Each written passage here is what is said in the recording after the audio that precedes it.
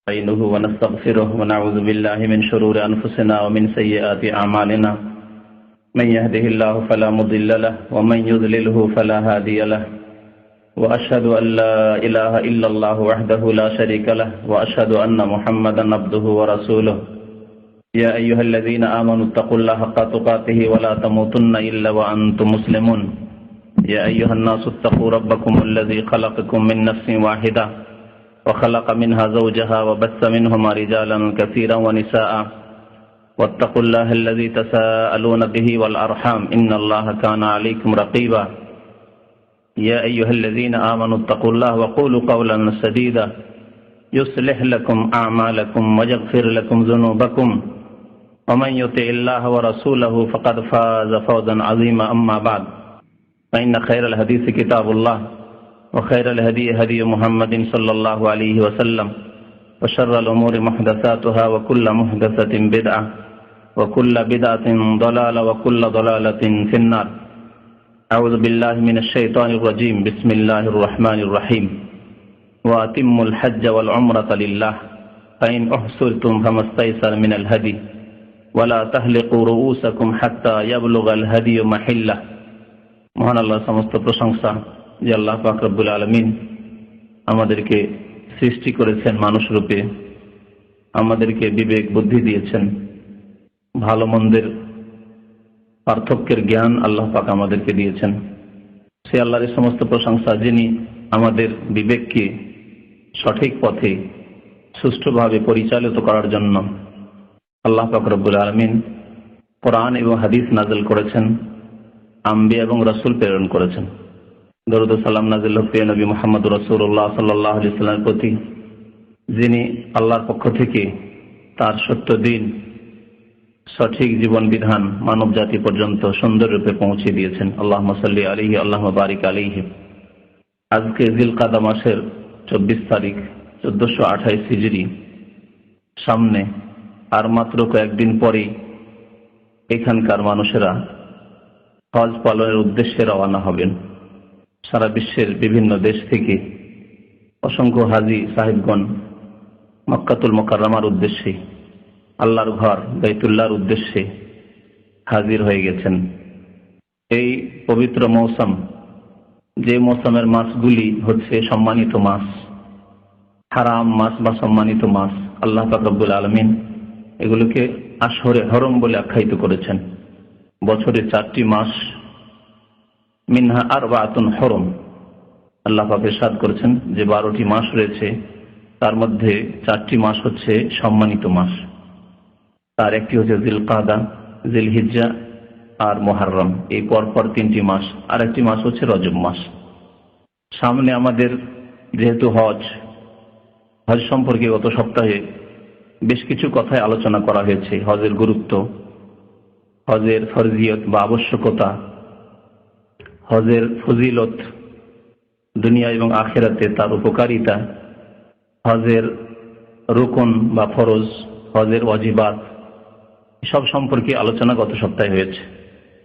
হজ প্রত্যেক মুসলিম যিনি আল্লাহর ঘর পর্যন্ত পৌঁছিতে পারবেন তার উপর আল্লাহ ফরজ করেছেন।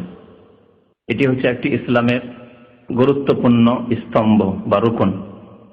দিন অতক্ষণ পর্যন্ত কায়েম হবে না, প্রতিষ্ঠিত হবে না, ইসলাম কায়েম হবে না, যতক্ষণ পর্যন্ত একজন সামর্থ্যবান মানুষ এই পবিত্র হজ জীবনে একবার যখনই ফরজ হবে তার সাথে সাথে সেই বছরেই পালন না করবে। কারণ অনেকে হজের শক্তি সামর্থ্য হওয়ার পরে হজ আদায় করে, কিন্তু দীর্ঘ বিলম্ব করে। হজ ফরজ হয়েছে যখন তার বয়স 25-30 বছর, আর 60 বছর 70 বছর বয়সের বৃদ্ধ হজে আসছে। আর এই রোগ, এই ব্যাধি রয়েছে আমাদের উপমহাদেশ ইন্ডিয়া, বাংলাদেশ, পাকিস্তানে। সারা পৃথিবীর সবচাইতে বৃদ্ধ হাজি, বুড়ো হাজি আসে এসব দেশগুলি থেকে। দিনের সম্পর্কে তাদের অজ্ঞতা এই ক্ষেত্রে কাজ করছে, ভুল বুঝে রয়েছে, এবং হজের যে গুরুত্ব সে সম্পর্কে তাদের না জানাও কারণ। আর তার পেছনে আরেকটি কারণও হতে পারে আর্থিক অসচ্ছলতা। যাই হোক, হজ যখনই ফরজ হয়েছে হজ আদায় করতে হবে। অনেক ভাইরাই সৌদি আরব আসেন, দীর্ঘদিন কাজ করেন এখানে, 5 বছর 7 বছর 10 বছর 20 বছর, শেষ দিকে গিয়ে হয়তো হজটা করলেন, আবার অনেকে করলেন না, সুযোগই পেলেন না, কারণ ওই শেষ দিয়ে করবো, আছি তো এখন থাকবো, এই করে হজ করলেন না। এরকম ভুল করে অনেকেই চলে যান। তাদেরকে সতর্ক সাবধান করার জন্য আবার বলছি, গত সপ্তাহে বলেছি, হজ ফরজ হওয়ার সাথে সাথেই হজ আদায় করতে হবে। নবী মুহাম্মদ রাসূলুল্লাহ সাল্লাল্লাহু আলাইহি ওয়াসাল্লাম ইরশাদ করেছেন, তাআজ্জালু ইলাল হজ, তোমরা হজের জন্য জলদি করো, তাড়াতাড়ি করো। যেই বছরই হজ ফরজ হয়েছে সেই বছরই হজ করো। তাআজ্জালু ইলাল হজ ফাইন্না আহাদাকুম লা ইয়াদরি মা ইয়ারিযু লাহু, কারণ তোমাদের কেউ জানে না যে আগামীতে তার কি হবে, আগামীতে তার সামনে কি বাধা এসে পড়বে। বাধা আসতে পারে অসচ্ছলতার বাধা, অভাবের বাধা, বাধা আসতে পারে যে আপনি এখান থেকে দেশে চলে গেলেন, এই বাধা এক্সিট, অথবা ছুটিতে যেতে বাধ্য হলেন, যেইভাবে যান না কেন দেশে চলে যেতে বাধ্য হলেন, সেখান থেকে আর আসা আপনার পক্ষে সম্ভব নয়। বাধা আসতে পারে মওতের বাধা, সবচেয়ে বড় বাধা, যখন আমলই বন্ধ হয়ে যাবে আপনার, আর কোনো সুযোগই থাকবেন না। হঠাৎ মরণ চলে আসলো, মওত, হাই মনে করেছিলাম যে আগামী বছরে হজ করব, আর সুযোগ আসলো না। ফাইন্না আহাদাকুম লা ইয়াদরি মা ইয়ারিযু লাহু, কারণ কেউ জানে না যে তোমার কি হবে আগামীতে। সুতরাং হজ সম্পর্কে তাড়াতাড়ি করতে হবে। আজকে হজের একটি দিক আলোচনা করব, তা হচ্ছে হজের নিয়ম এবং হজের কার্যাবলী, সংক্ষেপে আলোচনা করব। আর এই বিষয়টি অত্যন্ত জরুরি, কারণ এটি হচ্ছে মাসলা মাসাইল হজ সম্পর্কিত। হজ আদায় করলে এই কথাগুলি অবশ্যই জানতে হবে যে আপনি হজ কোনখান থেকে শুরু করবেন আর কোনখানে গিয়ে শেষ করবেন। আর মনে রাখবেন যে কোনো ইবাদত, আর তার একটি গুরুত্বপূর্ণ ইবাদত হচ্ছে হজ। ইবাদত কবুল হবে দুইটি শর্তের সাথে। একমাত্র আল্লাহর জন্য সেই হজ বা সেই নামাজ, সেই রোজা, সেই যাকাত একমাত্র আল্লাহর জন্য আদায় করতে হবে। দ্বিতীয় শর্ত হচ্ছে যে একমাত্র প্রিয় নবী মুহাম্মদ রাসূলুল্লাহ সাল্লাল্লাহু আলাইহি ওয়াসাল্লামের তরিকা অনুযায়ী আদায় করতে হবে। একমাত্র রাসূলুল্লাহ সাল্লাল্লাহু আলাইহি ওয়াসাল্লামের সুন্নাত আদর্শ মোতাবেক আপনাকে আদায় করতে হবে। হজ করবেন খেয়াল খুশি নয়, দেখা দেখি নয়, বরং হজ করতে হবে রাসূলুল্লাহ সাল্লাল্লাহু আলাইহি ওয়াসাল্লামের হজের মতো হজ। তাই বারবার করে নবী করিম সাল্লাল্লাহু আলাইহি ওয়াসাল্লাম সে ঐতিহাসিক দিনে, ঐতিহাসিক মাঠে, আরাফার ময়দানে বারবার করে বলছিলেন নবী করিম সাল্লাল্লাহু আলাইহি ওয়াসাল্লাম 1,24,000 বেশি সাহাবায়ে কেরাম যারা হজে এসেছিলেন, তাদের সামনে খুযু আন্নী মানাসিকাকুম, তোমরা আমার নিকট হতে তোমাদের হজের বিধিবিধান, হুকুম আহকাম শিখে নাও, নিয়ে নাও। হজ সম্পর্কে জ্ঞান হাসিল করা ফরজ যখন হজে যাচ্ছেন তার আগে। আর যদি এই ফরজে আপনি অবহেলা করেন, গাফিলতি করেন আর হজে যান, ভুল করেন, তাহলে ভুলের তো জবাবদেহি করতে হবে, কিন্তু অবহেলা যে করলেন, শিখলেন না, তারও জবাবদেহি করতে হবে। জানার চেষ্টা করলেন না, বিদাতি তরিকায় হজ করে আসলেন, জবাব দিতে হবে আল্লাহ পাক রব্বুল আলামিনের নিকটে। এবং হজ আপনার সেই মর্যাদা পাবে না যে হজকে নবী করিম সাল্লাল্লাহু আলাইহি ওয়াসাল্লাম বলেছেন, ওয়াল হজ্জুল মাবরুর লাইসা লাহু জাযাউন ইল্লাল জান্নাহ।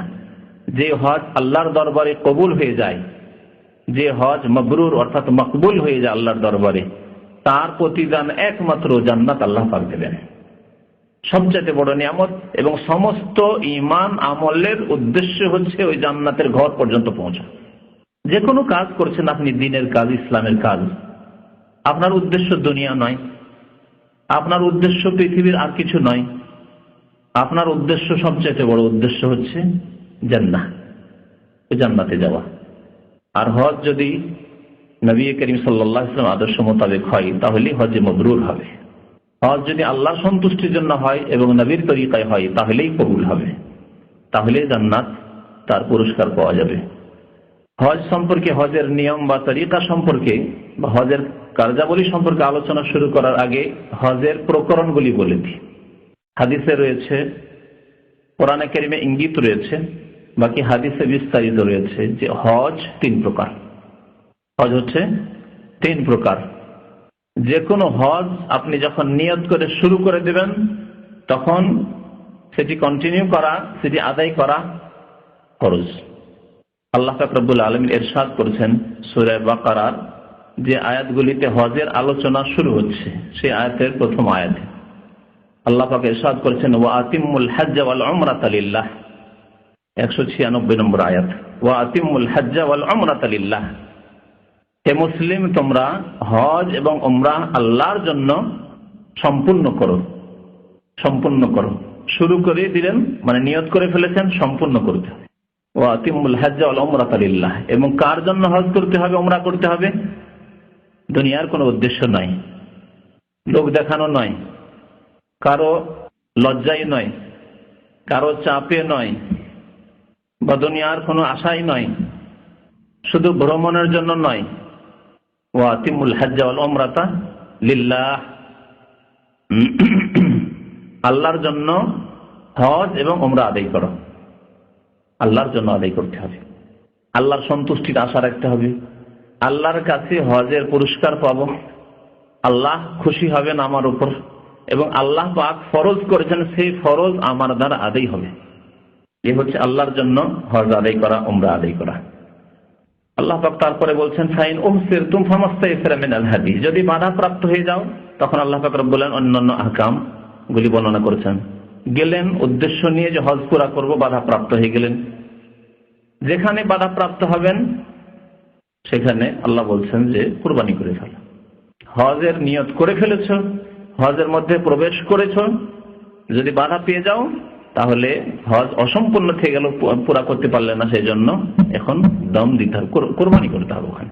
এই জন্য নবী করিম সাল্লাল্লাহু আলাইহি ওয়াসাল্লাম বলেছেন, যাদের এইরকম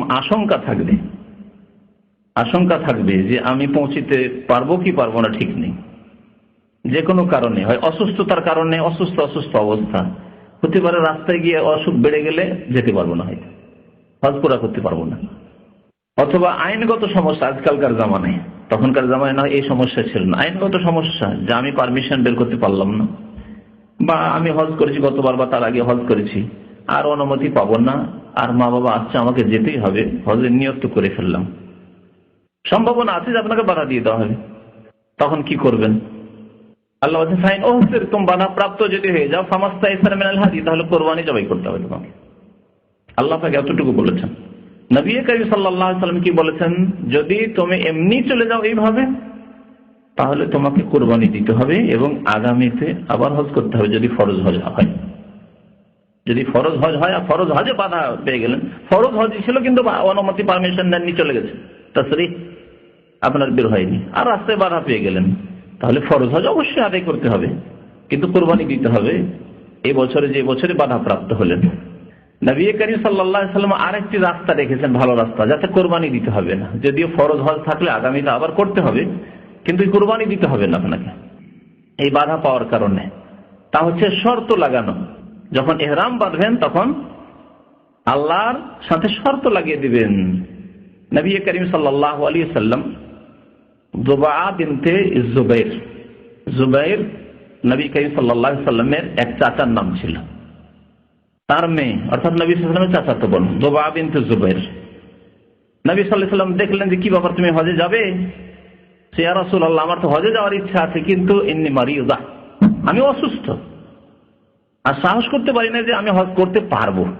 নবী করিম সাল্লাল্লাহু আলাইহি ওয়াসাল্লাম বললেন তাকে, হুজ্জি ওয়াশতারিতি, তুমি হজ করো এবং একটি শর্ত লাগিয়ে নাও, হজের নিয়ত করে ফেলো, ওয়া আতিমুল হজ্জ ওয়াল উমরাতা লিল্লাহ, হজের নিয়ত করে বেরিয়ে যাও আর পুরো করার নিয়ত রাখো, যদি বাধা প্রাপ্ত হয়ে যাও, অসুখের কারণে না যেতে পারো, হজ পুরা না করতে পারো, তাহলে শর্ত লাগিয়ে নাও তার জন্য। কার কাছে? আল্লাহর কাছে।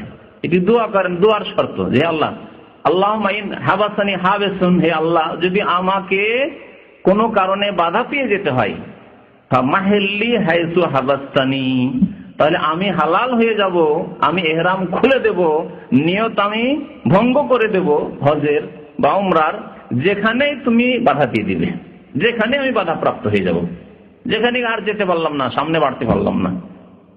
এই শর্ত যদি লাগিয়ে নেন তাহলে আর দম দিতে হবে না, আর কোরবানি করতে হবে না। এর জন্য আগামীতে ফরজ হজ বাকি আছে, আবার করবেন। যদি ফরজ হজ না থাকে তো অসুবিধা নেই, কোনো এর জন্য কাফারা নেই। যাই হোক, আসল আলোচনার দিকে আসি আবার ফিরে, তা হচ্ছে হজের প্রকরণ। হজ কত প্রকার? হজ হচ্ছে 3 প্রকার। নবী করিম সাল্লাল্লাহু আলাইহি সাল্লামের হাদিসে রয়েছে, সাহাবায়ে কেরামরা কেউ হজে তামাত্তুর নিয়ত করেছিলেন, কেউ কিরানের নিয়ত করেছিলেন, কেউ ইফরাদের। যদিও প্রথমে সবাই ইফরাদের নিয়ত করেছিলেন, প্রথমে যখন হজে বেরিয়েছিলেন সবাই ইফরাদের নিয়ত করেছিলেন। কারণ জাহিলি জামানায় ইসলাম আসার পূর্বে আরবের লোকেরা হজ করত, কিন্তু হজের মৌসুমে উমরা করাকে তারা পাপের কাজ মনে করত। কানু ইয়ারাউনাল উমরাতা ফি আশহুরিল হজ্জ মিন আফজারিল ফুজুর, হাদিসে রয়েছে।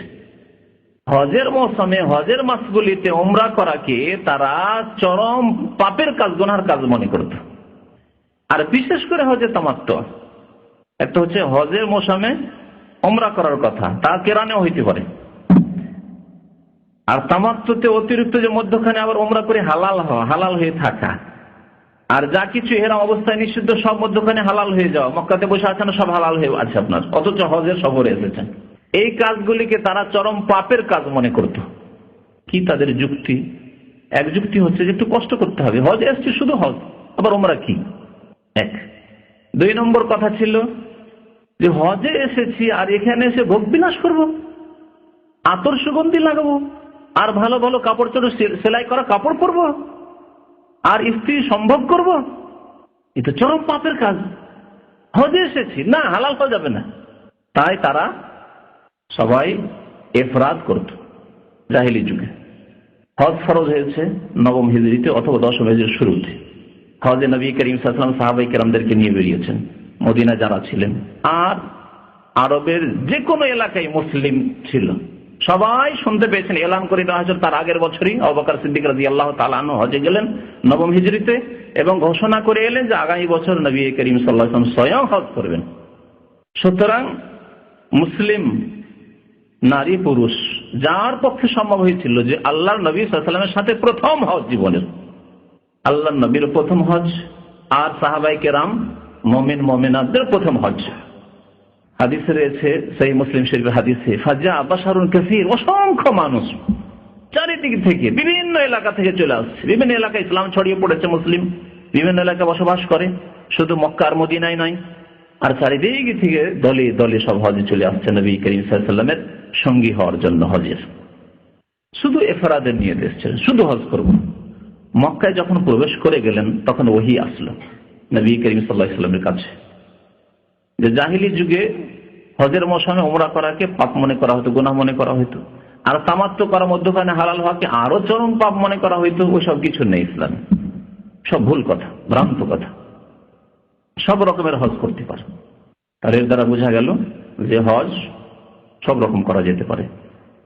শুধু তাই নয়, নবী করিম সাল্লাল্লাহু আলাইহি ওয়াসাল্লাম যতগুলি সাহাবায়ে কেরাম ইফরাদের নিয়ত করেছিলেন অথবা কিরান করেছিলেন, হাদিয়ে নিয়েছিলেন, সবাইকে বললেন সবাই তোমরা উমরা করে হালাল হয়ে যাও, উমরা করে হালাল হয়ে যাও, অর্থাৎ হজে কি করো? তামাত্তু করো। যারা কুরবানি নিয়ে আসেননি, যারা কুরবানি নিয়ে এসেছিলেন তারা যেহেতু হালাল হতে পারবেন না অতক্ষণ পর্যন্ত যতক্ষণ কুরবানি জবাই না হবে। কুরবানি কোন তারিখে জবাই হয়? 10 তারিখে জবাই হয়। 10 তারিখ আগে হয়, 10, 11, 12, 13, আর নিয়ত তার আগেই 8 তারিখেই হজের এহরাম বাঁধতে হবে। সুতরাং তারা হালাল হতে পারছেন না। আল্লাহ বলেন ওয়ালা তাহলিকু রুউসাকুম হাত্তা ইয়াবলুগাল হাদিয়ু মাহিল্লাহ। ওই আয়াতে আল্লাহ পাক ইরশাদ করেছেন তোমরা মাথা মুন্ডন অতক্ষণ পর্যন্ত করতে পারবে না যতক্ষণ পর্যন্ত তোমাদের হাদি কুরবানির পশু তার জবাই হওয়ার স্থানে না পৌঁছে যাবে, অর্থাৎ জবাই না হয়ে যাবে। এই জন্য যারা হাদি নিয়ে এসেছিলেন কোরবানির পশু সাথে করে নিয়ে আসতেন, পুরোনো যুগে সাথে করে নিয়ে আসতেন, নিজের ঘরে আছে, বাড়িতে আছে, সুবিধা। এখনো যারা বেদুই নিজেরাই উট পুষে, ছাগল পুষে, তাদের জন্য সুবিধা, কিনবে বেশি দাম দিয়ে কিনতে হবে, তারা হালাল হতে পারছেন না, তাদের জন্য কিরান। নবী করিম সাল্লাল্লাহু আলাইহি ওয়াসাল্লাম স্বয়ং নিজে যেহেতু উট নিয়ে এসেছিলেন, কোরবানির উট সাথে করে নিয়ে, সেজন্য তিনিও হালাল হতে পারেননি, তাই তিনি কিরান করেছিলেন। আর বাকি যত সাহাবায়ে কেরাম তারা বিনা কোরবানির পশুতে এসেছিলেন, তাদের সবাইকে বললেন তোমরা উমরা করে হালাল হয়ে যাও, অর্থাৎ হজে তামাত্তু করো। তাহলে হজের প্রথম প্রকার হচ্ছে হজে তামাত্তু, দ্বিতীয় হচ্ছে হজে কিরান, আর তৃতীয় হচ্ছে হজে ইফরাদ বা মুফরাদ। কোন কিছু মুফরাদ পাবেন, যেন বুঝে রাখা ভালো, কিরান আর মুফরাদ অথবা ইফরাদ। এই 3 প্রকারের হজের মধ্যে সবচেয়ে উত্তম হজ হচ্ছে হজে তামাত্তু। কি জন্য উত্তম? এই জন্য যে নবী করিম সাল্লাল্লাহু আলাইহি ওয়াসাল্লাম সমস্ত সাহাবায়ে কেরামকে, যারা কেরানের নিয়ত করেছিলেন অথবা ইফরাদের নিয়ত করেছিলেন, সবাইকে বললেন যে তোমরা নিয়ত পরিবর্তন করে নাও আর উমরা করে হালাল হয়ে যাও, অর্থাৎ হজ্জে তামাত্তু করো। সবাইকে আদেশ করলেন। যেই কাজের নবী সাল্লাল্লাহু আলাইহি ওয়াসাল্লাম আদেশ করেছেন সেই কাজ অবশ্যই উত্তম। 2 নম্বর কথা, নবী করিম সাল্লাল্লাহু আলাইহি সাল্লাম আকাঙ্ক্ষা করেছেন এই তামাত্তু করার জন্য। নিজে করতে পারেননি, কারণ তার সাথে কি ছিল? কোরবানির পশু ছিল, সেই জন্য জবাই না হলে তিনি হালাল হতে পারছেন না।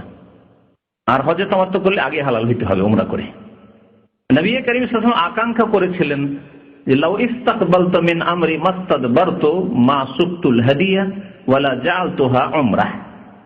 আমি যদি গায়েব জানতাম, ইস্তাকবালতু মিন আমরি মাস্তাদবারতু, পরে যা জানলাম যদি আগেই জানতাম, পরে যা জানলাম মানে এখন যা জানলাম ওহির মাধ্যমে যে হজের মৌসুমে উমরা করা যাবে, হজের মৌসুমে হজে তামাত্তু করা, উমরা করে হালাল পাওয়া যাবে, যেটি জাহিলি যুগে গুনার কাজ মনে করা হইতো, এই জন্য তারা এই নিয়ত করে আসেননি।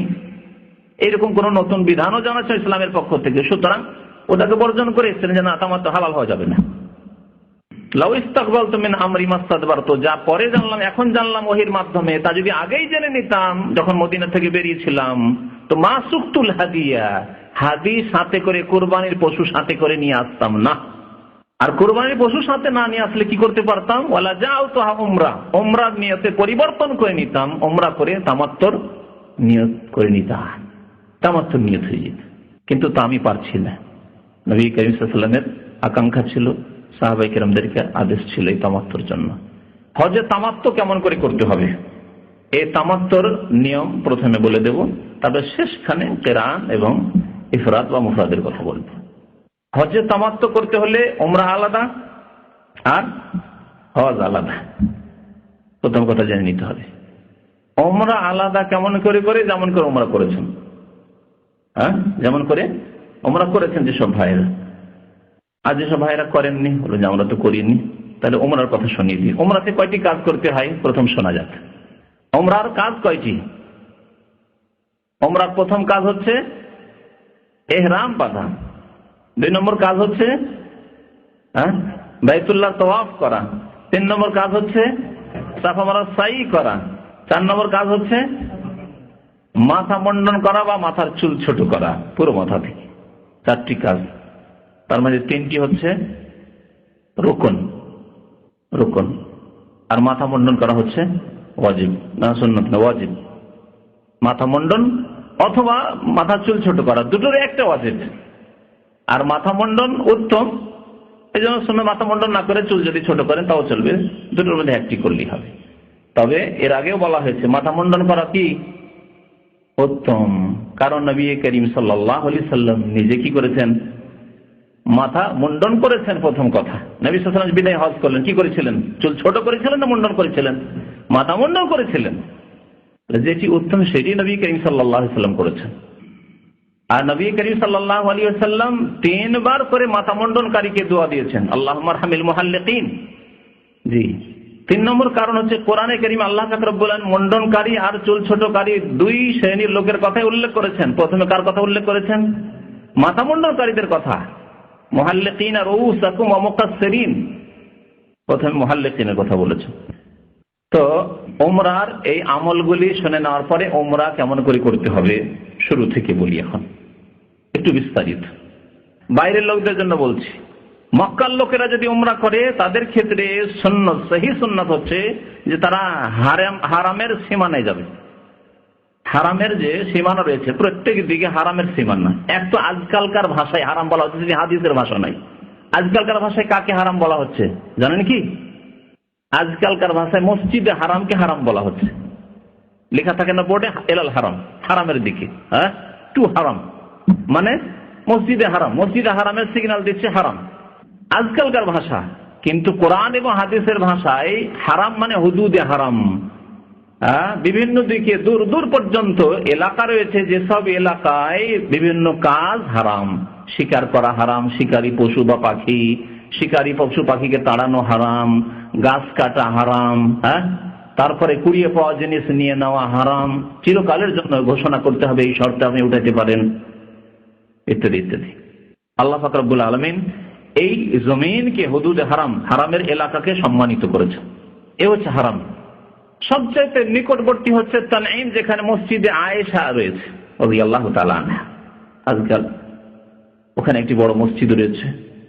মসজিদ রয়েছে বাইরের লোকদের জন্য, কারণ অনেকে জিজ্ঞাসা করে যে এটি কি একটি মিকাত? না, এটি মিকাত নয়। মক্কার লোকেরা হারামের সীমানা যাবে আর হালাল এলাকা থেকে লাব্বাইক বলে, লাব্বাইক ওমরা বলে ওমরা নিয়ত করে আসবে। আর সবচাইতে নিকটবর্তী হচ্ছে এই 3-4 কিলোমিটার দূরে তানঈম নামক এলাকা। সেখান থেকে সাধারণত তারা ইহরাম বেঁধে থাকে তাদের জন্য। তারা সেখানে না গিয়ে যদি অন্য কোনো এলাকা 10 কিলোমিটার 20 কিলোমিটার দূরে যেখানে হুদুদ হারামের বর্ডার আছে সেখান থেকেও আসে, কোনো অসুবিধা নেই। ওমরার ক্ষেত্রে, হজের ক্ষেত্রে হজ শুরু করবে নিজের বাড়ি থেকে। মক্কার লোকেরা হজ শুরু করবে, হজের নিয়ত করবে নিজের বাড়ি থেকে, বাড়িতে গোসল করে, বাড়িতে সুগন্ধি লাগিয়ে, ইহরামের কাপড় পরে লাব্বাইক হাজ্জান বলে মিনার দিকে রওনা হবে। আমরা আলোচনা করি বাইরের মানুষদের জন্য, যারা মিকাতের বাইরে রয়েছে। মক্কাতুল মুকাররমার চারিদিকে 5টি মিকাত রয়েছে। আমরা পূর্ব দিক থেকে যারা যাই তায়েফের রাস্তা হয়ে, তাদের মিকাত হচ্ছে কারনুল মানাজিল, যাকে বলেছেন নবী করিম সাল্লাল্লাহু আলাইহি ওয়াসাল্লাম, ইহিল্লু আহলে নাজদ মিন কারনিল মানাজিল।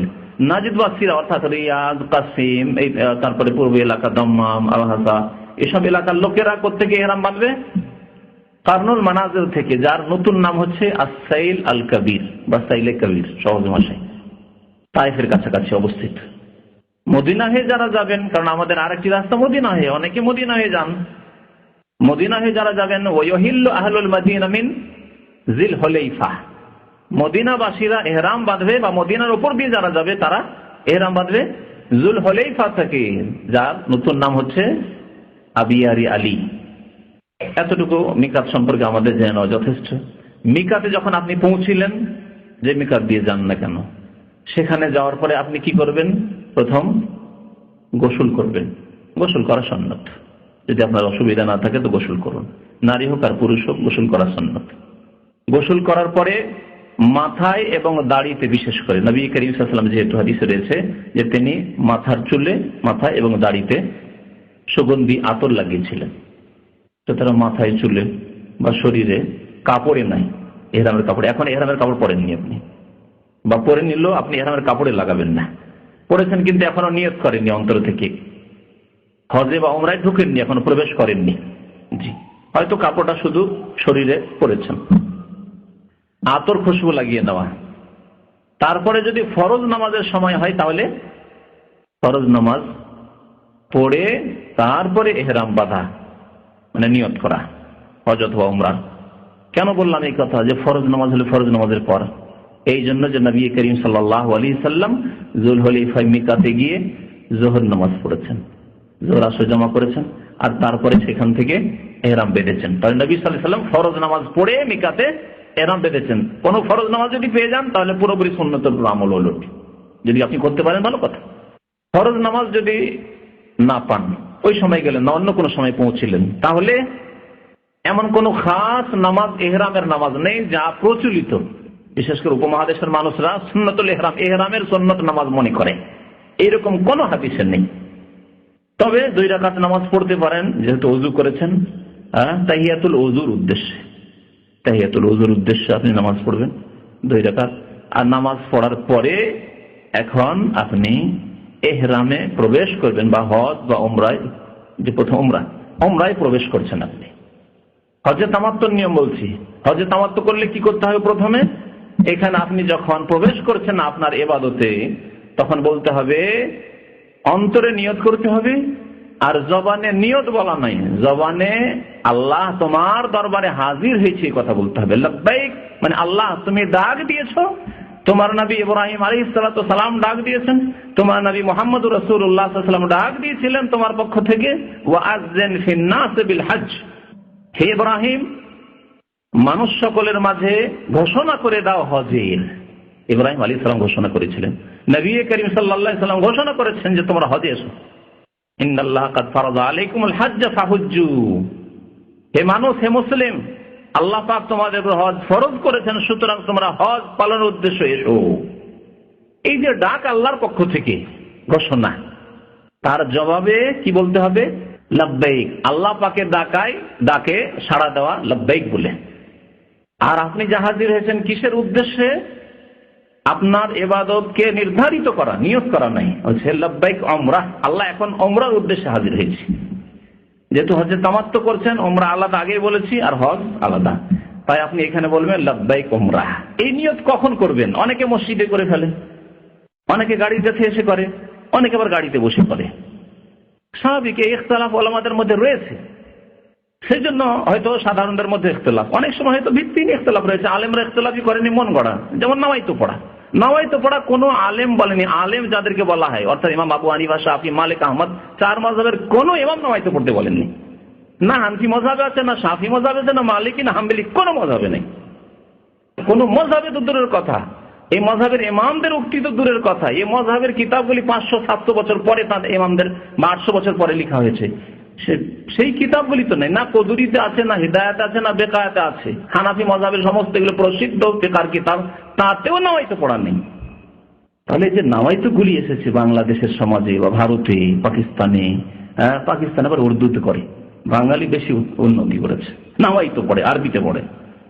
এগুলি সব বিদাতীদের পক্ষ থেকে এসছে, এদেরকে আলেম বলা উচিত নয়। উলামায়ে কেরামরা এই ইখতিলাফ করেননি যে নামাইতো বলতে হবে, হবে না। বিদাতীরা ইখতিলাফ করেছে। বুঝতে পারছেন কথা আমার? উলামায়ে সুন্নাত যারা কোরআন এবং হাদিসের সন্ধান করেন, তারা ইখতিলাফ করেনি যে নামাইতো বলতে হবে, কথা বলেন। তাদেরকে উলামায়ে সুন্নাত, কোরআন হাদিসের অনুসারী আলেম বলা জায়েজ নয়। যারা বলছে নামাইতো পড়তে হবে, তারা বিদাতীরা ইখতিলাফ করেছে। তারা ভিন্ন মত পোষণ করেছে যে নামাইতো পড়তে। যদি সামান্যতম থাকতো আলেমদের মধ্যে ইখতিলাফ, তাহলে হানাফি মাযহাবে থাকতো, হেদায়েতে থাকতো, বেকায়েতে থাকতো, আপনার সারা বেকায়েতে থাকতো, আপনার কদুরিতে থাকতো, কানজুদ দাকাইতে থাকতো, হতো আলমগিরিতে থাকতো, নেই কোথাও নেই, হতো স্বামীতে থাকতো। এসব তো পড়েন আপনারা, ওই অনেকে মাসিক মদিনা পড়েন, বিদাতি পত্রিকা, এই রেফারেন্স থাকে, তাতেও নেই। তা আছে এই নতুন নতুন বিদাতিদের, 25-50 বছর 100 বছরের বিদাতি হুজুরদের কথাবার্তা এগুলি। আলেমদের ইখতিলাফ নাই, না নামাজের ক্ষেত্রে, না উজুর ক্ষেত্রে, না গোসলের ক্ষেত্রে, না রোজা, না হজ, না যাকাত, কোনো ক্ষেত্রে নামাইতো পড়া নেই। সুতরাং যেসব চটি কিতাবগুলি আপনারা ওই কেনেন ফুটপাতে বা মিকাতে, এখানেও মিকাতে ওই বিক্রি করে কিতাবগুলি, আর কিতাব কেনেন, তাতে ওই আল্লাহুম্মা ইন্নী নাওয়াইতুল উমরাতা হয়তো পাবেন। বিশেষ করে ইন্ডিয়া, বাংলাদেশ, পাকিস্তানে যদি কিতাব হয় তাহলে তো অবশ্যই পাবেন তাতে এই বিদাতি কথাবার্তা। আল্লাহুম্মা ইন্নী নাওয়াইতুল উমরাতা, আল্লাহ আমি উমরার নিয়ত করছি, ফায়াসসির হালি, তা আমার জন্য সহজ করে দাও, ওয়া তাকাব্বালহা মিন্নি, আমার পক্ষ থেকে কবুল করো। সব বিদাত, এগুলো নেই ইসলামে। সুতরাং বিদাত দিয়ে যদি শুরু করেন, মান আমিলা আমালান, যে ব্যক্তি এমন কোন আমল করলো, লাইসা আলাইহি আমরুনা, যা আমার আদর্শ মোতাবেক না, সুন্নাত মোতাবেক নয়, নবী করিম সাল্লাল্লাহু আলাইহি ওয়াসাল্লাম, সাহাবায়ে কেরামরা কেউ আল্লাহুম্মা ইন্নী নাওয়াইতুল উমরা পড়েননি, ফাহুয়া রাদ্দুন, তা প্রত্যাখ্যাত, আল্লাহ কবুল করবেন না আপনার হজ উমরা। ভালো করে শুনে রাখুন, ফাহুয়া রাদ্দুন, এটি মানুষের কথা নয়, নবীর কথা। মুহাম্মদুর রাসূলুল্লাহ সাল্লাল্লাহু আলাইহি ওয়াসাল্লাম বলেছেন ফাহুয়া রাদ্দুন, তা মারদুদ হয়ে যাবে, রিজেক্টেড হয়ে যাবে, কবুল হবে না। নিয়ত করবেন কোনখান থেকে? এই ক্ষেত্রে সহি শুনে রাখুন, মসজিদ থেকে নয়, আর বাসের কাছে নিচে দাঁড়িয়ে আছেন সেখান থেকে নয়, আর গোসলখানা থেকে উযু করে সেখান থেকে নয়, সালাম ফেরার পর নামাজ পড়ে মসজিদে তারপরে নিয়ত করে ফেললেন, তাও নয়। বরং নবী করিম সাল্লাল্লাহু আলাইহি ওয়াসাল্লাম সূক্ষ্ম কথা হচ্ছে যে নিয়ত করেছেন যখন সাওয়ারির পিঠে বসে গেছেন এবং সাওয়ারি যখন হরকতে চলতে লেগেছে, তখন তিনি নিয়ত করেছেন, বলেছেন লাব্বাইক উমরাহ, তখন নিয়ত করেছেন। ওয়াস্তাকাল্লাত বিহি নাকাতুহু, তার উটটি যখন তাকে নিয়ে চলতে শুরু করলো, তখন তিনি নিয়ত করলেন, তখন নিয়ত করবেন। 1 ঘন্টা 2 ঘন্টা হজের মশাই 4 ঘন্টা বাস সেখানে থেমে রয়েছে, আর আপনি মসজিদে 4 ঘন্টা আগে নিয়ত করে রয়েছেন, তাই নবী সাল্লাল্লাহু আলাইহি ওয়াসাল্লামের নিয়তের আগে আপনি নিয়ত করে ফেললেন। সূক্ষ্ম কথা বলি, মনে রাখবেন। তাহলে এই ক্ষেত্রে যে যেখানে পারছে নিয়ত করে বসে আছে। সূক্ষ্মভাবে যদি হজ করতে চান, উমরা করতে চান, তখন যখন সওয়ারি আপনার গাড়ি স্টার্ট দিল, ড্রাইভার গাড়ি চলতে শুরু করলো, তখন বলেন লাব্বাইক উমরাহ, আল্লাহ হাজির হয়েছি তোমার দরবারে উমরার উদ্দেশ্যে। নিয়তের কথা নেই এখানে, আছে কি নাওয়াইতুল উমরাহ? নেই। সুতরাং এই কথাটি নিয়ত নয়, অন্তরে নিয়ত এবং আল্লাহর দরবারে হাজিরির ঘোষণা করা যে আল্লাহ তোমার দরবারে হাজির হয়ে গেছে, আমি গায়র হাজির নয়, উপস্থিত হয়েছি। তারপরে বেশি বেশি তালবিয়া পড়তে থাকতে হবে, লব্বাইক আল্লাহুম্মা লব্বাইক, লব্বাইক লা শারীকা লাকা লব্বাইক, ইন্নাল হামদা ওয়ান নি'মাতা লাকা ওয়াল মুলক লা শারীকা লাক। এই তালবিয়া খুব বেশি বেশি পড়তে থাকতে হবে। লব্বাইক আল্লাহুম্মা লব্বাইক, হাজির হয়েছি, আল্লাহ হাজির হয়েছি, তোমার ডাকে সাড়া দিয়েছি, তোমার নবীর ডাকে সাড়া দিয়েছি। লব্বাইক লা শারীকা লাকা লব্বাইক, আল্লাহ তোমার দরবারে হাজির হয়েছি, আল্লাহ তোমার কোনো শরীক নেই, অংশীদার নেই। লা শারীকা লাকা লব্বাইক, ইন্নাল হামদা, নিশ্চয় সমস্ত প্রশংসা, অন্যায়মাতা, সমস্ত নিয়ামত, অনুগ্রহ, দান, ইন্নাল হামদা অন্যায়মাতা ওয়াল মুলকা, এবং সবকিছুর মালিকানা, সার্বভৌমত্ব তোমার, সবকিছুর মালিক তুমি। লা শারীকা লাক, তোমার কোনো অংশীদার নেই, তোমার কোনো অংশীদার নেই। আর মক্কার মুশরিকরা কি বলতো? ইল্লা শারীকান তামলিকু ওয়া মা মালাক, তারা বলতো আল্লাহ যারাও শরীক আছে, এই লাত উজ্জা মানাতে শরীক আছে, কিন্তু তাদের বড় মালিক তুমি, এরা মাত্র ওসিলা, মাধ্যম। জি, আজকাল কবর মাজার পন্থী যারা, পীরপন্থী, তারা এরকমই ধারণা রাখে যে পীর ওলি আউলিয়া আর এই কবর মাজারগুলি, এগুলি হচ্ছে ওসিলা, মাধ্যম আল্লাহ পর্যন্ত পৌঁছার। তাহলে এদের অন্তরে যে তালবিয়া আছে সেটি হচ্ছে মক্কার মুশরিকদের মতো শিরকি তালবিয়া। এরাও সরাসরি আল্লাহকে পাওয়ার ধারণা রাখে না মুশরিকদের মতো, মক্কার আবু জাহাল আবু লাহাবদের মতো। এরা মনে করে যে মাধ্যম ধরতে হবে, ওলিয়া উলিয়া ধরতে হবে, পীর দরবেশ ধরতে হবে, মাজার ধরতে হবে, না হলে আল্লাহকে পাওয়া যাবে না। তালিবাতে দেখলেন কি ঘোষণা? লা শারীকা লাক, আল্লাহ তোমার কোনো কিছুতে কেউ শরীক নেই, অংশীদার নেই। এই তালবিয়া খুব বেশি বেশি পড়বেন। মক্কা পৌঁছিবেন, তালবিয়া কোথায় বন্ধ করবেন?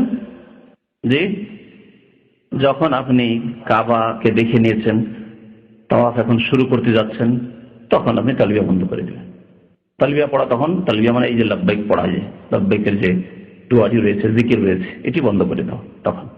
এহরামের ক্ষেত্রে আরেকটি বলি যে এহরাম হচ্ছে নিয়তে হজ অথবা উমরা যে নিয়ত করলেন, এর নাম হচ্ছে এহরাম। কিন্তু আমরা সাধারণ মানুষ ভাবি যে এহরাম মানে বিশেষ পোশাক। মহিলাদের ক্ষেত্রে কোনো খাস পোশাক নেই এহরামের। যে কোনো পোশাকে, যে কোনো রঙের পোশাকে মহিলারা এহরাম বাঁধতে পারে। অপর পুরুষ যখন থাকবে তখন তারা চেহারা ঢাকবে, আর যদি অপর পুরুষ না থাকে তাহলে তারা চেহারা খোলা রাখবে। তাদের এহরাম চেহারাতে রয়েছে, কিন্তু অপর পুরুষদের সামনে কখনো তারা চেহারা খুলবে না। চেহারা ঢাকার ক্ষেত্রে তারা নেকাব, এই পটি বাঁধবে না। আজকাল যে পটি বাঁধার নেকাব উঠেছে, যাতে চোখের দুটি ফাটল রয়েছে, এটা মহিলাদের জন্য জায়েজ নয় এহরামের অবস্থায়। তাহলে এটা সরিয়ে দিয়ে কি করবে? পাতলা হয়তো ওড়না রয়েছে বা চাদর রয়েছে বা এমন কোনো কাপড় রয়েছে যেটা ওপর থেকে ঝুলিয়ে নিয়ে চেহারা ঢাকবে। কারণ চেহারা খোলা হচ্ছে সবচেয়ে বড় ফিতনা। চেহারা খোলা হচ্ছে সবচেয়ে বড় ফিতনা, ইমানের ফিতনা, আমলের ফিতনা, মহিলাদের জন্য আর পুরুষের জন্য। সুতরাং কখনো জায়েজ নয় চেহারা খোলা। আসল আকর্ষণ চেহারাতে রয়েছে। চেহারা খোলায় যদি জায়েজ হয়ে যায় তাহলে সব রকমের গুনাহ হয়ে যেতে পারে। সুতরাং চেহারা কোনো অবস্থাতেই খোলা যাবে না। তবে যেমনটা বললাম যে যখন কোনো মানুষ নেই তখন খুলবে, আর বাকি ওপর থেকে পাতলা ওড়না দিয়ে ঢেকে নেবে। পুরুষরা সেলাইবিহীন কাপড় পরবে, যা জানাই রয়েছে। নবী করিম সাল্লাল্লাহু আলাইহি ওয়াসাল্লাম একটি এজার অর্থাৎ লুঙ্গি, নিচের দিকে কাপড় খোলা, আর আরেকটি হচ্ছে রেদা চাদর, এই দুইটি কাপড়। আর সাদা হচ্ছে উত্তম, মুস্তাহাব। নবী করিম সাল্লাল্লাহু আলাইহি ওয়াসাল্লাম সাদা কাপড় পরতে উৎসাহিত করেছেন, বিশেষ করে ইহরামের ক্ষেত্রে সাদা কাপড় পরবেন। জুতো না ব্যবহার করে স্যান্ডেল ব্যবহার করবেন ইহরামের অবস্থায়, এটি হচ্ছে সুন্নাত, মুস্তাহাব, ভালো। কারণ নবী করিম সাল্লাল্লাহু আলাইহি ওয়াসাল্লাম স্যান্ডেলে নাল, দুই নালে অর্থাৎ স্যান্ডেলে ইহরাম বেঁধেছেন। আল্লাহর ঘর যখন বাইতুল্লাহ পর্যন্ত পৌঁছে গেলেন, ওযু না থাকলে ওযু করে নেন, কারণ বিনা ওযুতে তাওয়াফ হবে না। তাওয়াফের জন্য ওযু শর্ত, যেমন নামাজের জন্য ওযু শর্ত, সহিহ হচ্ছে তাওয়াফের জন্য ওযু শর্ত, বাইতুল্লাহ তাওয়াফের জন্য ওযু করে নেন। এই ক্ষেত্রে আরেকটি মুস্তাহাব কাজ, ভালো কাজ শুনে রাখুন। যদি সম্ভব হয় গোসল করা, তাহলে গোসল করে নেওয়া ভালো। কারণ নবী করিম সাল্লাল্লাহু আলাইহি ওয়াসাল্লাম মক্কায় প্রবেশ করার পরে গোসল করেছেন। মক্কায় ঢুকে যদি গোসল করা সম্ভব হয়, হোটেল থাকে, ব্যবস্থা থাকে, তো গোসল করে নিয়ে তারপরে বাইতুল্লাহ প্রবেশ করা।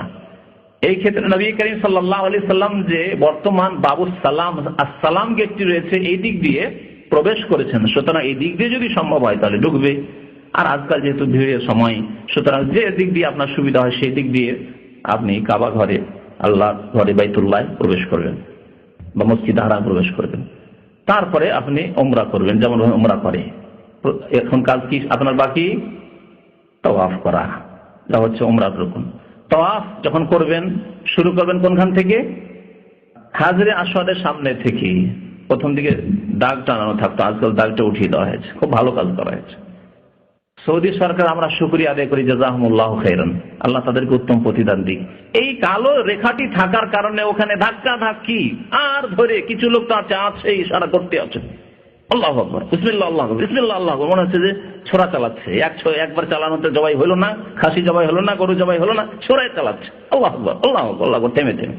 রেখা নেই আর থামবে কি, যে যেখানে ইচ্ছা থামছে, একটু কেউ আগে কেউ পরে, কেউ ঠিক জায়গায় আগে পরে, ঠিক আছে, কারণ আনুমানিক একটু আগে পিছিয়ে হলে কোনো অসুবিধা নেই।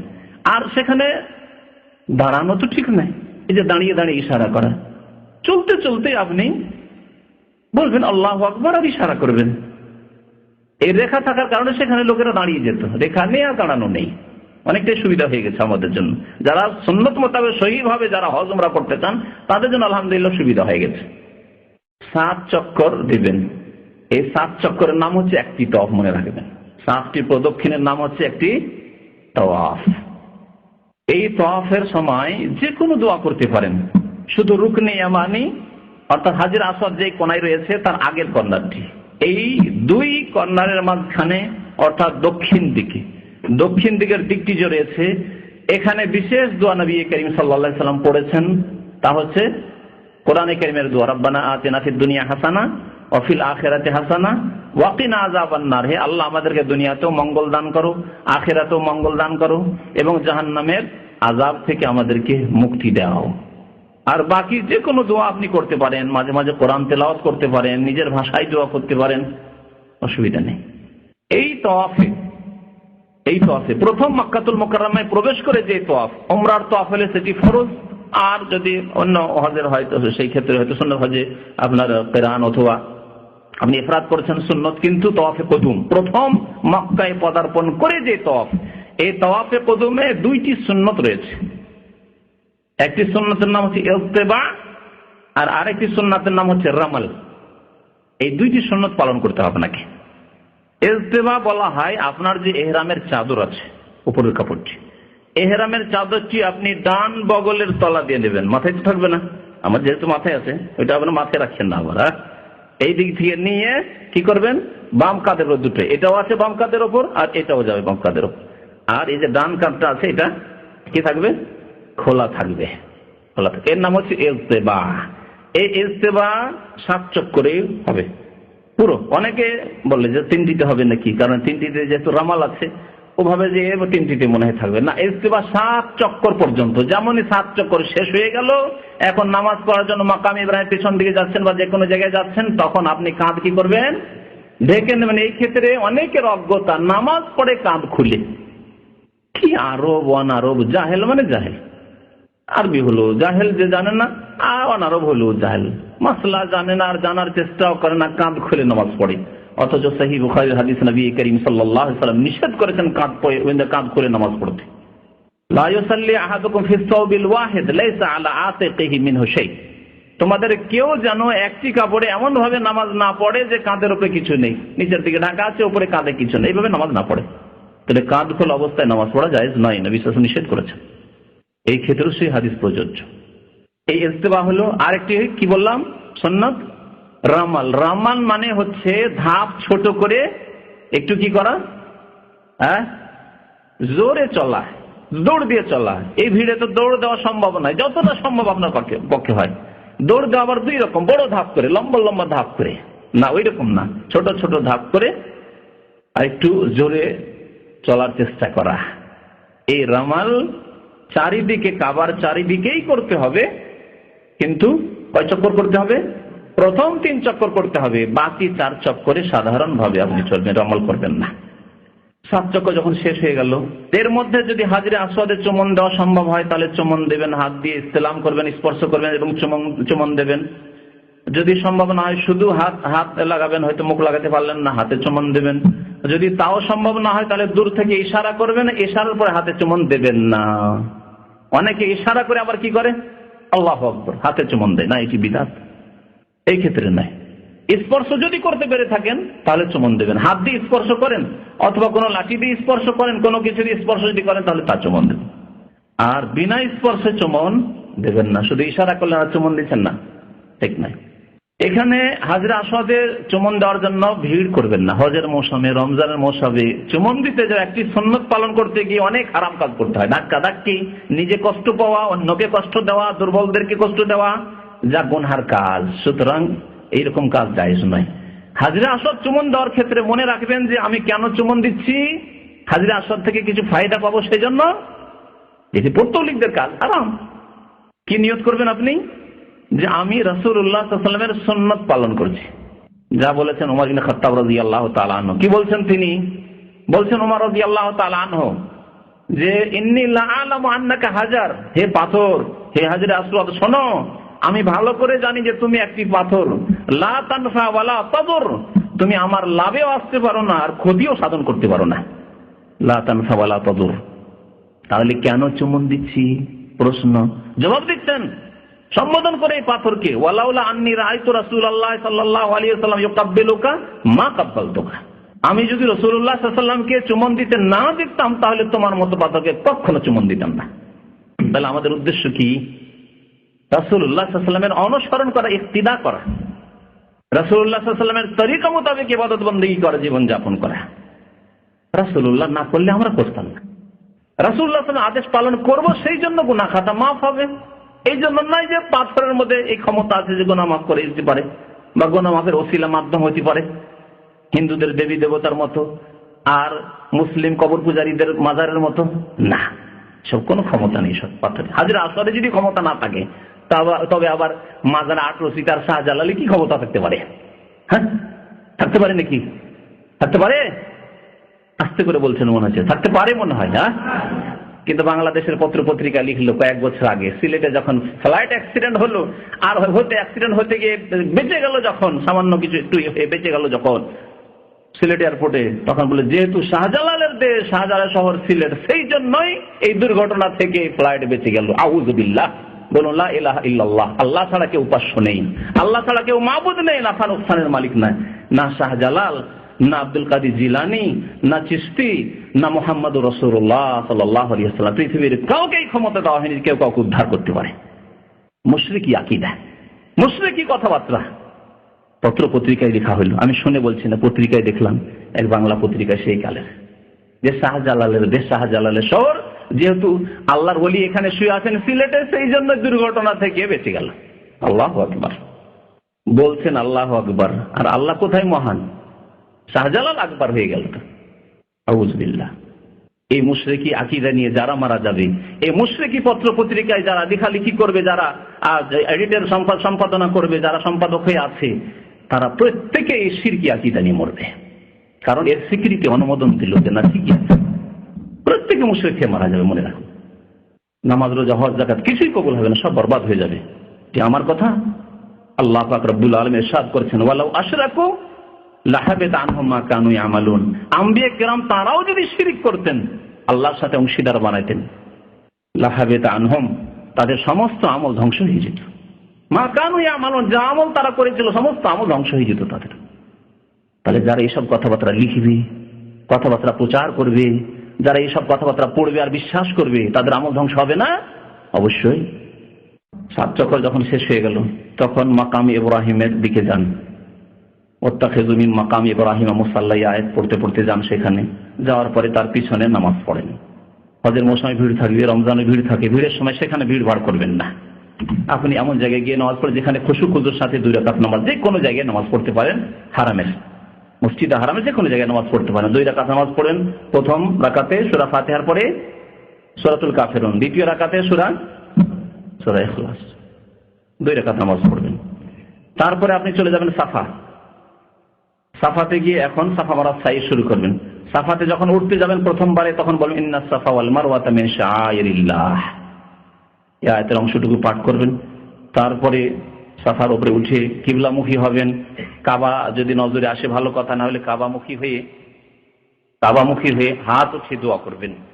নিজের জন্য দোয়া করবেন, আর এর সাথে সাথে কালেমা তাওহীদের দোয়া 3 বার করে পড়বেন, যা নবী করিম সাল্লাল্লাহু আলাইহি ওয়াসাল্লাম পড়েছেন। লা ইলাহা ইল্লাল্লাহু ওয়াহদাহু লা শারীকা লাহু লাহুল মুলকু ওয়া লাহুল হামদু ওয়া হুয়া আলা কুল্লি শাইইন কাদির। আবার নিজের জন্য দোয়া করবেন, নিজের বাবা মা আত্মীয় স্বজন দুনিয়ার যা চান আখিরাত চান আপনি দোয়া করবেন। আবার বলবেন লা ইলাহা ইল্লাল্লাহু ওয়াহদাহু লা শারীকা লাহু লাহুল মুলকু ওয়া লাহুল হামদু ওয়া হুয়া আলা কুল্লি শাইইন কাদির। লা ইলাহা ইল্লাল্লাহু ওয়াহদাহু লা শারীকা লাহু লাহুল মুলকু ওয়া লাহুল হামদু ওয়া হুয়া আলা কুল্লি শাইইন কাদির। আর তার সাথে সাথে আরেকটি দোয়া নবী করিম সাল্লাল্লাহু আলাইহি ওয়াসাল্লাম পড়েছেন, তাও পড়বেন, লা ইলাহা ইল্লাল্লাহু ওয়াহদাহু আনজাযা ওয়া'দাহু ওয়া নাসারা 'আবদাহু ওয়া হাযামাল আহজাবা ওয়াহদাহু। এই দোয়া পড়বেন। আর বাকি যত দোয়া আপনার করার ইচ্ছা হয় আপনি দুনিয়া এবং আখিরাতের আপনার নিজের ভাষায় অথবা আরবি ভাষায় যে ভাষা বুঝছেন, যেটা ভালো করে বুঝছেন সেই দোয়াই করেন আপনি আল্লাহর কাছে। এখানে অনেকে উঠে হাত উঠাইতে হবে, এটাকে বুঝে হাত উঠা মানে দোয়ার জন্য বুঝে না, মনে করে হাতের ইশারা করতে হবে। কি করে? কাবার দিকে মুখ করে এই করে, এর বিদআত করে। এরকম কাজ করবেন না, হাত উঠিয়ে দোয়া করবেন। সাফা মারওয়ার সাই যেমন করে সাফা থেকে মারওয়া যাবেন একটি চক্কর। এখানে 2 সবুজ বাতি রয়েছে মধ্যখানে, কিছু দূর যাওয়ার পর সবুজ বাতি, 2 সবুজ বাতির মাঝে কি করতে হবে? দৌড় দিতে হবে। পুরুষদের জন্য এই দৌড়, যত দূর দৌড়াতে পারেন আপনি দৌড়াবেন আর এক সবুজ বাতি পর্যন্ত। তারপরে আবার সাধারণভাবে হেঁটে আপনি মারওয়ায় পৌঁছবেন। মারওয়ায় যাওয়ার পর ওইভাবেই দোয়া করবেন যে দোয়াগুলি আপনি সাফার উপরে পড়লেন 3 বার করে, আর তারপর অন্যান্য আপনি দোয়া করেন কিবলামুখী হয়ে। আবার সাফা আসেন, এইভাবে আপনার 7 চক্কর শেষ হবে। কোথায় গিয়ে? মারওয়ায় গিয়ে 7 চক্কর শেষ হয়ে যাবে। যাওয়াতে 1 চক্কর হলো, আসা 1 চক্কর, এইভাবে মারওয়াতে গিয়ে শেষ হয়ে যাবে। তারপরে মাথা মুন্ডন করবেন। যদি হজের সময় বেশ কাছে চলে এসছে, 2-4 দিন আছে, তাহলে মাথা মুন্ডন না করে চুল ছোট করবেন, কারণ নবী করিম সাল্লাল্লাহু আলাইহি ওয়াসাল্লাম সাহাবায়ে কেরামদেরকে এই আদেশ দিয়েছেন চুল ছোট করার। হজে যখন এসেছিলেন তখন তাদেরকে চুল ছোট করার আদেশ দিয়েছিলেন। এখন চুল ছোট করে নাও, 2-3 দিন পরে আবার মাথা মুন্ডন করতে হবে, বড় ইবাদত হজের জন্য। এই আপনার ইহরাম খুলে দেবেন, আপনার উমরা শেষ হয়ে গেল। বসে থাকবেন 8 তারিখ পর্যন্ত। 8 তারিখে যেখানে বাসা সেখান থেকে এখন আপনার হজ শুরু হবে। যেখানে বাসা সেখান থেকেই হজ শুরু হবে। আপনার বাসা যদি মক্কাতে থাকে, হারামে আছেন, তো সেখান থেকে। যদি আপনাকে দামামের লোকদেরকে মেনায় নিয়ে গিয়ে তাঁবুতে রাখে, যদি তাঁবুতেই থাকেন 7 তারিখে নিয়ে গিয়ে সন্ধ্যায় রেখে দেয় অনেক সময়, তাহলে 7 তারিখে এহরাম বাঁধার দরকার নেই। অনেকে ধারণা করে যে এহরাম বাঁধতে হবে মক্কা থেকে, অথবা এহরাম বেঁধে আবার একটা তওয়াফ করে। দেশের হাজিরা, বিশেষ করে দেশের হাজিরা তাদের বিল্ডিং থেকে কি করবে? এহরাম বাঁধলো গোসল করে, আর এহরাম বেঁধে এসে আবার একটা তওয়াফ করবে। জানি না কোন তওয়াফ, এই বিদাতি তওয়াফ। এই তওয়াফ এখানে নফল যদি তওয়াফ করি তাহলে এটা একটা অংশ, হজের অংশ মনে করে করা হচ্ছে, সুতরাং একে নফল বলা যাবে নাকি বিদআত বলা যাবে? এমনি নফল তওয়াফ যে কোনো সময় করেন, কোনো অসুবিধা নেই, কিন্তু এটিকে হজের অংশ মনে করা হচ্ছে। আপনার এখানে কোনো তওয়াফ নেই। যেখানে থাকবেন সেখান থেকে ইহরাম বাঁধবেন। এখানে ইহরাম বাঁধার ক্ষেত্রে গোসল করবেন, সুগন্ধি লাগাবেন শরীরে, মাথায়, চুলে, আর তারপরে দাড়িতে দিয়ে তারপরে ইহরামের কাপড় পরে আপনি বলবেন লাব্বাইক হাজ্জান।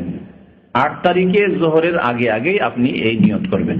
8 তারিখে জোহরের নামাজের আগে আগে বলেন লাব্বাইক হাজ্জান। এখন আপনার হজ শুরু হলো। এই 8 তারিখের নাম হচ্ছে ইয়ামুত তারবিয়া, তারবিয়ার দিন। এখানে আপনার 8 তারিখের কাজ হচ্ছে 5 ওয়াক্ত নামাজ পড়া মিনাতে, এবং এই রাত্রি যাপন করা। 8 তারিখের পরে 9 তারিখের রাত্রি যাপন করা, এটি হচ্ছে মেনার কাজ। এই 2টি কাজই হচ্ছে সুন্নত। জোহর, আসর, মাগরিব, ইশা, ফজর, এই 5 ওয়াক্ত নামাজ পড়া মেনায় সুন্নত, এবং রাত্রি যাপন করা এই রাত্রি যাপন করা হচ্ছে সুন্নত। এই নামাজগুলি কসর করে আপনি মক্কায় বা মক্কাতে যদি ইমাম সাহেবের পিছনে পড়েন তাহলে পুরা নামাজই পড়তে হবে, কিন্তু যদি মুসাফিরের পিছনে পড়েন অথবা আপনি নিজে একাই পড়ছেন নামাজ কোনো সময়, তাহলে কসর পড়বেন। মেনাতে এই নামাজগুলি সবাই কসর করে। যত হাজী সাহেবগণ রয়েছেন যেখানকারই হোক না কেন, মক্কার হোক, দূরের হোক, কাছের হোক, সারা বিশ্বের যে কোনো জায়গায় হোক না কেন, তার আশা অনেক দিন হয়ে যাক আর কমই হোক, কারণ ভারত, বাংলাদেশ, পাকিস্তানের হাজির আসার পরে তারা ফতুয়া দেয় যে 15 দিন আমার হয়ে গেছে, সুতরাং আমাকে পুরা নামাজ পড়তে হবে। এটি সুন্নতের খেলাফ। রোগগুলি আপনাদেরকে শনাক্ত করে দিচ্ছি। 15 দিন হয়ে গেল আমার আশা মক্কায়, সুতরাং আমাকে পুরা নামাজ পড়তে হবে। মেনাতে পুরা নামাজ পড়ে, অথচ নবী করিম সাল্লাল্লাহু আলাইহি ওয়াসাল্লাম সাহাবায়ে কেরামরা পুরা নামাজ কেউ পড়েননি। সবাই কসর করেছে, যত হাজী সাহেব ছিলেন নবী সাল্লাল্লাহু আলাইহি ওয়াসাল্লামের সাথে কসর করে নামাজ পড়তে হবে। জোহর, আসর, এশা, 5 ওয়াক্ত নামাজ পড়া হয়ে গেল, ফজর হয়ে গেল। সূর্য ওঠার পরে আপনি আরাফায় চলে যান। 9 তারিখের কাজ শুরু। এখন 9 তারিখের কাজ হচ্ছে আরাফা পৌঁছে গিয়ে জোহরের আগে আগে পৌঁছে যাও। সেখানে জোহর এবং আসর পড়বেন, আরাফার ভিতরে ঢুকে যাবেন।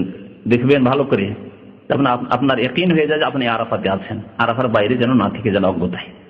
আরাফার বাইরে যদি থেকে যান আপনার ফরজ ছুটে যাবে, রুকুন ছুটে যাবে, হজই হবে না। সাবধান। অনেকে খেয়াল করেন হাজার হাজার মানুষ আরাফার বাইরে সারাদিন পড়ে থেকে চলে আসে আগে ভাগে আসার জন্য, ভিড় বাড়ে, এত ভিড়ে যাব, ভিড় দেখে ভয় করে বাইরে থেকে চলে আসে।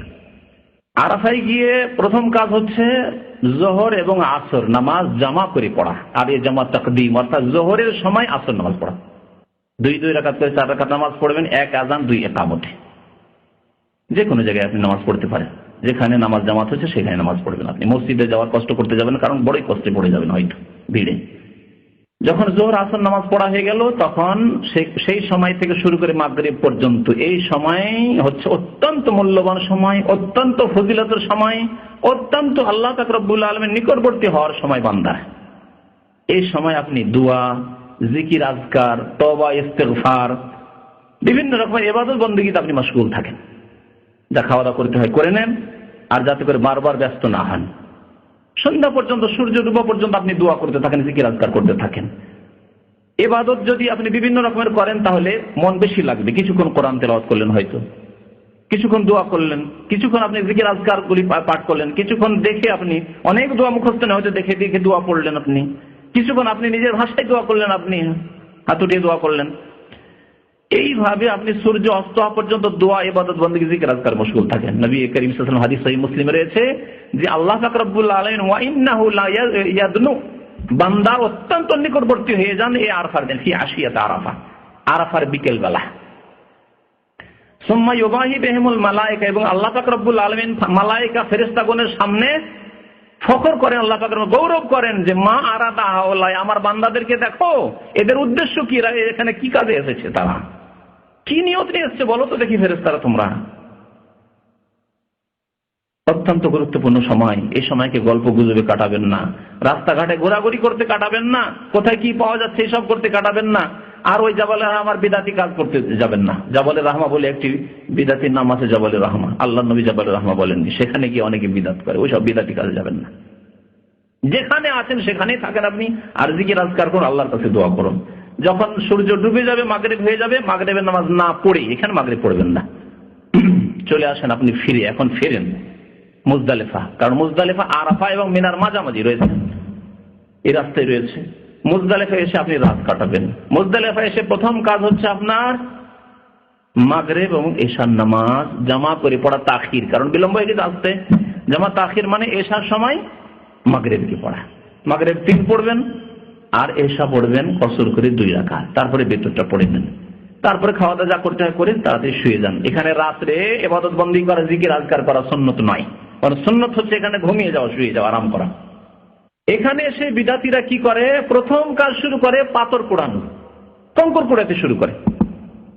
মুজদালিফা থেকে কঙ্কর নিয়ে যেতে এই বিদাতি ধারণা নিয়ে যায়, আর প্রথম কাজ এই বিদাতি কাজ করতে লাগে।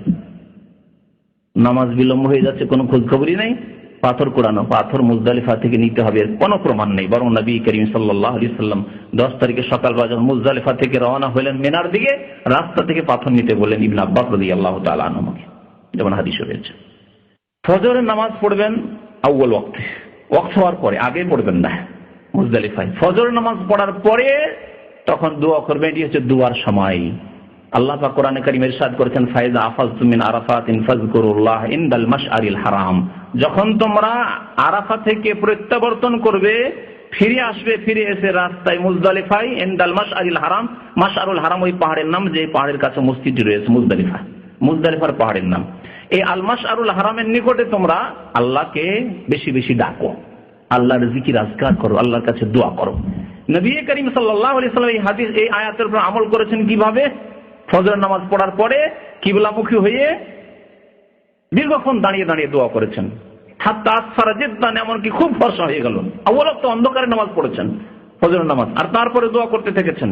তারপরে যখন ফর্সা হয়ে গেল, ফর্সা হওয়ার পরে সূর্য ওঠার আগে আগে মিনার উদ্দেশ্যে রওনা হয়ে যাবেন আপনি। মিনায় আসলেন কয় তারিখ হলো, 10 তারিখ হলো। 10 তারিখের দিনে আপনার কাজ হচ্ছে 5টি।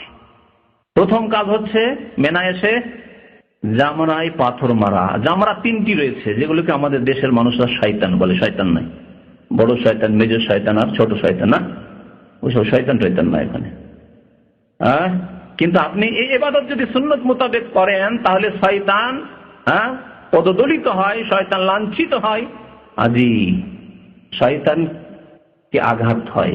কিন্তু আপনি শয়তানকে মারছেন এই কল্পনা নিয়ে যাবেন, বিদাতি কল্পনা, বিদাতি ধারণা।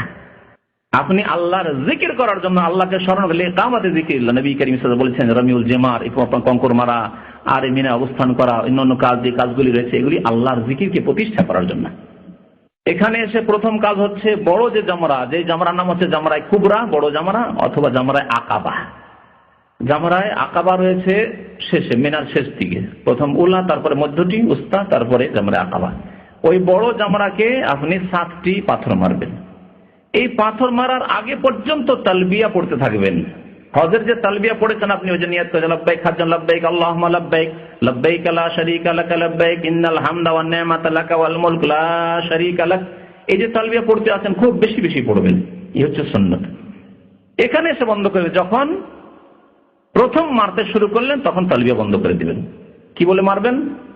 বিসমিল্লাহ আল্লাহু আকবার প্রথম বললেন, তারপরে আল্লাহু আকবার। ইউকাব্বিরু মা কুল্লি হাসা, প্রত্যেক কঙ্কর নিক্ষেপের সময় নবী করিম সাল্লাল্লাহু আলাইহি সাল্লাম তাকবীর বলতেন, আল্লাহু আকবার আল্লাহু আকবার আল্লাহু আকবার, এইভাবে নিক্ষেপ করবেন। আর কঙ্কর ছোট হইতে হবে, আকবারু মিনাল হিম্মাতি কালিলান, যে বুটের ছোলার দানা রয়েছে তার চাইতে সামান্য বড়, সামান্য বড় ছোট ছোট কঙ্কর নেবেন। এমন কঙ্কর নবী সাল্লাল্লাহু আলাইহি ওয়াসাল্লাম যাতে কারো চোখে লাগলে চোখ অন্ধ না হয়ে যায়, কানা না হয়ে যায়, কারো মাথায় লাগলে মাথা না ফেটে যায়, কারো দাঁতে লাগলে দাঁত না ভেঙে যায়। বড় পাথর নিলে হবে না, ভাঙবে না। অনেক মূর্খরা মনে করে শয়তানকে মারবো, এই ছোট কঙ্কর কি বা হবে, বড় নি। আবার অনেক জাহেল মূর্খরা মনে করে স্যান্ডেল জুতা মারি।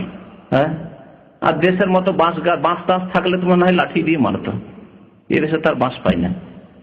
এই একটি কাজ হলো কঙ্কর মারা, বড় জামরাকে। 2 নম্বর কাজ হচ্ছে, 2 নম্বর কাজ কি? তরতিবের সাথে বলছি, আগে পরে হয়ে গেলে কোনো অসুবিধা নেই, কিন্তু তরতিবের সাথে পর্যায়ক্রমে যেভাবে নবী সাল্লাল্লাহু আলাইহি ওয়াসাল্লাম করতে বলেছে ওইভাবে করা হচ্ছে উত্তম, মুস্তাহাব।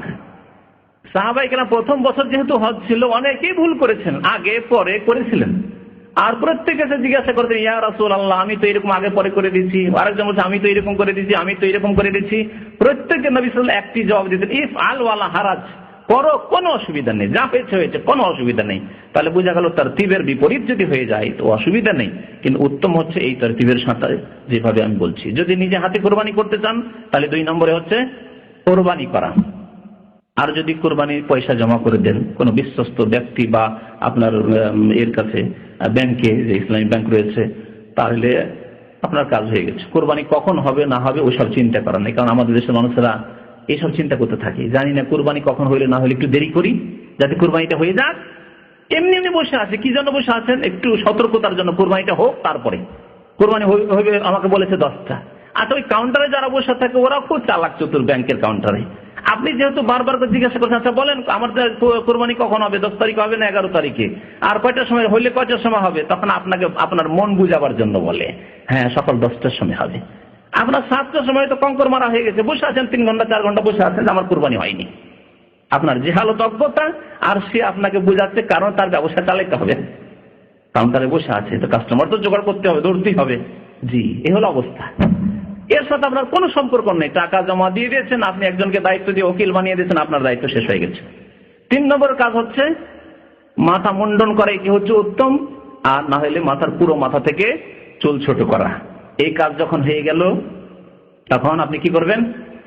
এহরাম খুলে দেবেন, গোসল করেন, পরিষ্কার পরিচ্ছন্ন হয়ে যান, আতর সুগন্ধি লাগান, সেলাই করা কাপড় পরে নেন, সবকিছু হালাল শুধুমাত্র স্ত্রী ছাড়া। এই জন্য এই হালাল হওয়াকে বলা হয় আত-তাহাল্লুল আউয়াল, প্রাথমিক পর্যায়ের হালাল হওয়া। প্রাথমিক পর্যায়ের হালাল হওয়া, কেন প্রাথমিক হালাল হয়েছেন, এই সব আপনার হালাল, কিন্তু এখনো স্ত্রী হালাল হয়নি। স্ত্রীর সাথে যৌন কামনার সাথে গল্প করা, তাকে স্পর্শ করা, তার হাত ধরা, তার গায়ে হাত দেওয়া ইত্যাদি সব জায়েজ নাই, এখনো জায়েজ হয়নি আপনার। 3টি কাজ হলো, তাই না? এখন আপনি পরিষ্কার পরিচ্ছন্ন হয়ে গোসল করে সেলাই করা কাপড় পরে আপনার লেবাস পোশাক পরে সুগন্ধি লাগিয়ে কোথায় যাবেন? মক্কাতুল মুকাররমা চলে যান। সেই দিনে যান, উত্তম। নবী করিম সাল্লাল্লাহু আলাইহি ওয়াসাল্লাম সেই দিনে যোহর আগে আগে সেরে চলে এসেছে। চেষ্টা করেন আপনিও মক্কাতুল মুকাররমায় গিয়ে তাওয়াফ করবেন। এই তাওয়াফ হচ্ছে তাওয়াফুল হজ, হজের তাওয়াফ। এই তাওয়াফের কয়েকটি নাম রয়েছে, হাদিসে রয়েছে তাওয়াফুল ইফাদা। ইফাদা মানে ফিরে আসা, মিনা, আরাফা, মুজদালিফা থেকে ফিরে এসে এই তওয়াফ, এই জন্য এই তওয়াফের নাম হচ্ছে তওয়াফুল ইফাদা। সুম্মা আফিদু মিন হাইসু আফাদান নাস, যেখান থেকে মানুষরা ফিরে আসে সেখান থেকে তোমরা ফিরে আসো, অর্থাৎ আরাফা থেকে ফিরে আসো, আল্লাহ করে বলেছে। এখান থেকে এই নামকরণ হয়েছে তওয়াফের নাম তওয়াফুল ইফাদা। এই তওয়াফকে ফিকর কিতাবে লিখেছে তওয়াফে জিয়ারা, তওয়াফুজ জিয়ারা। জিয়ারা আপনার আসল লক্ষ্য উদ্দেশ্য হচ্ছে এই বাইতুল্লাহর এই ফরজ হজের তওয়াফ করা, এই জন্য এই তওয়াফের নাম হচ্ছে তওয়াফে জিয়ারা। এই তওয়াফের নাম হচ্ছে তওয়াফুর রুকুন, তওয়াফুল ফরজ। জি, এই তওয়াফের রামালও নেই আর ইজতিবাও নেই, কারণ আপনি সাধারণ লেবাস পোশাকে আছেন, আর রামালও নেই, যে তওয়াফে কদমে বলেছি। 7 চক্কর দিলেন, তওয়াফ হয়ে গেল। আপনি যে কোনো জায়গায় মাকাম ইব্রাহিম পিছনে হলে ভালো, না হলে যে কোনো জায়গায় 2 রাকাত নামাজ পড়েন, তওয়াফ শেষ হয়ে গেল। হজে তামাত্তু যেহেতু করেছেন মনে রাখবেন, সুতরাং কি করতে হবে? এখন সাফা মারওয়ার সাই করতে হবে। সাফা মারওয়ার সাই যেভাবে উমরাতে করলেন সেভাবে আপনি সাফা মারওয়ার সাই করবেন, ওইভাবেই দোয়া করবেন।